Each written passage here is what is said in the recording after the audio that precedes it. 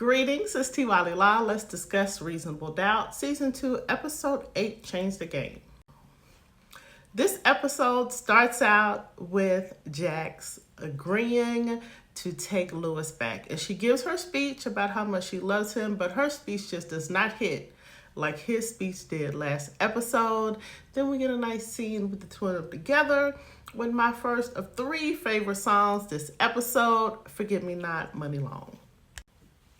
So the two of them wake up the next morning, they're happy, they're all lovey-dovey, and the son notices I actually like Spencer this season. He was a whole lot of an F-boy last season, so it's good to see him, caring about the facts that he did notice that his parents were going through something, and now they're all good. He's helping his sister out, but I am wondering if this F-boy is going to return once he finds out about his little brother.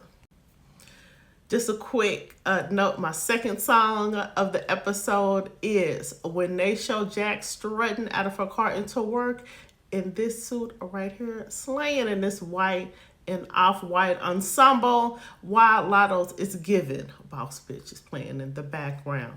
But the way the song scratches off as soon as she sees Corey when she gets to work was funny to me.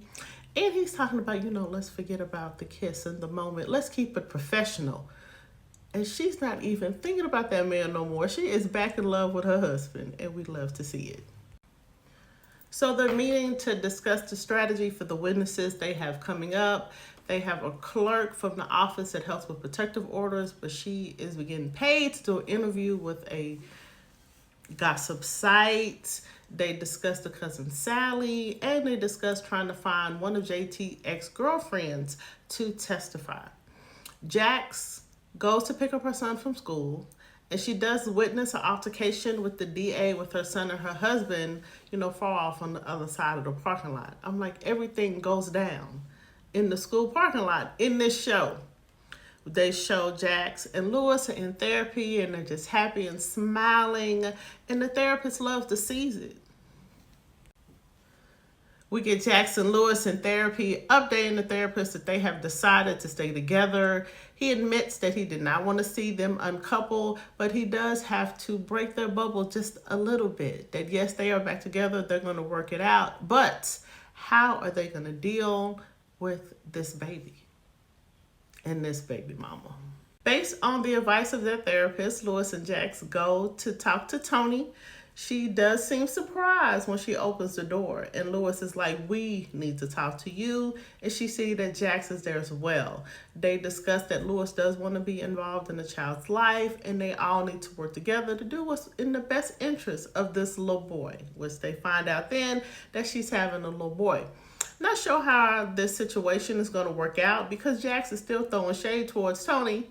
You can feel the tension in this scene, and, Jax throws in that Toni does have 2 baby daddies. We get a little bit more backstory between the DA and her husband and all these strange run-ins. He did have a DUI and a gun possession, but no charges based on domestic violence. So even though she wants to get a protective order, it is highly unlikely. We also find out that the suit that she was served with was her husband, father of a child, asked her for joint custody. And the son has no idea about the charges that the father has. And once they go to court, the father does get joint custody of the kid. This week's testimony comes from a domestic violence expert to discuss the cycle of abuse, including financial abuse. We get the clerk. She does testify, and she is the same one who did the interview with the gossip site, but Jax and Corey are still able to show her as a credible witness because she does remember Chanel coming in, asking if protective orders are public, and she remembers her because she remembers the women who do not get the help that they need.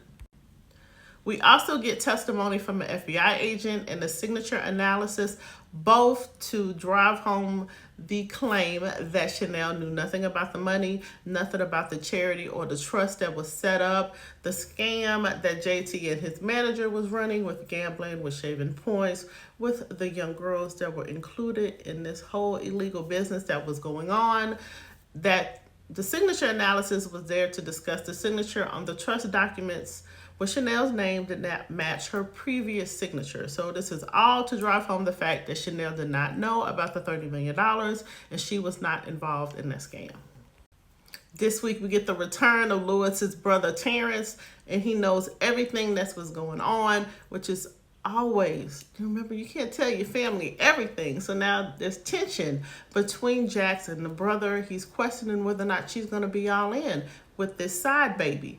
And then when she calls it a side baby, he tries to flip it and say, no, it's not a side baby. It was a break baby, because both of y'all was taking a break. Lewis goes to Tony's by himself, assuming that they were going for a doctor's appointment.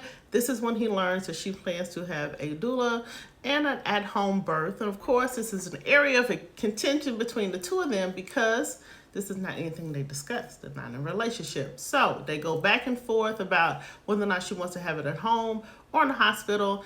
And of course, she is set on having her baby at home. She says, this is my baby. And when the doula mentions that after the birth, she's going to need assistance day and nights, Lewis is like, oh, I need to ask Jax. Which I felt like he didn't even have to say it like that. But of course, this sets off Tony. This ain't Jax's baby. This is going to be an issue. Jax's investigators trying to find one of JT's girlfriends to testify. They find out that she's at a rehab center. Then they're thinking that she is a patient. When he goes to investigate this, they find out that she is a counselor. And this is when we see that the ex-girlfriend is Candy. Like, I saw clips that she was going to be in this season. I have forgot all about it. She finally shows up. I hope it's a small role for her, though. I thought it was a cute little scene when they show Jax and the DA showing up to the school because court up and starting late that day, both with regular cupcakes when we know we live in a world full of allergies of gluten and nuts, and the Karen over the PTA is giving both of them the side eye. So they go out and have a smoke, and the way they were side-eyed in their Karen while they were smoking cigarettes with Real Motherfucking G's by Eazy-E playing. I just absolutely love this whole scene. And it shows that even though you are working on opposite sides of the case, there's still a level of camaraderie when it comes to the legal practice, especially when you're both working as lawyers and trying to take care of your kids and do everything that's supposed to be involved in this work-life balance. Cousin Sally does testify this episode, and we're assuming she's going to be a very strong witness because she was helping Chanel go down a checklist of things to do to quietly leave an abusive situation. She was the one who took the pictures of Chanel in her bruises, but she never saw JT actually physically abuse Chanel. So that is, a strike against her testimony. She does testify that she did call the police one time, but not because of physical abuse. It's because JT was loud and aggressive. By the time she gets crossed by the DA, she's a little hostile, and she does scream out and curse that she is glad that JT is gone, and she don't feel bad about it at all. Adrian goes to visit Chanel in jail, and he tells her that he did strike a deal with the feds. He's going to do community service, 5 years probation, while she is sitting in jail in an orange jumpsuit fighting for her life, and he proposes marriage. Some real love after lockup. In another moment of let's bring all the drama to the school parking lot, Jax runs up on Tony. Lets her know that Lewis did tell her what happened at the house when they was discussing the doula in the hospital and how she snapped at him about, this is my baby, not Jax's baby. Jax reminds her that maybe you don't want to see me in court again. So you want to do this the easy way or the hard way? Let me know. Do you think that Jax should have been the one to approach Tony like this, or she should have let Lewis handle it? The episode ends with another twist. We see Chanel on the phone, and she is saying, maybe this has gone too far. It's time to tell the truth. And who do you think she's talking to? Camera flips over. She's talking to good old cousin Sally, who put her house up. Marriage is in trouble because of what she's doing for Chanel. And cousin Sally happens to be my prediction on who actually took JT out. Let me know what your predictions are.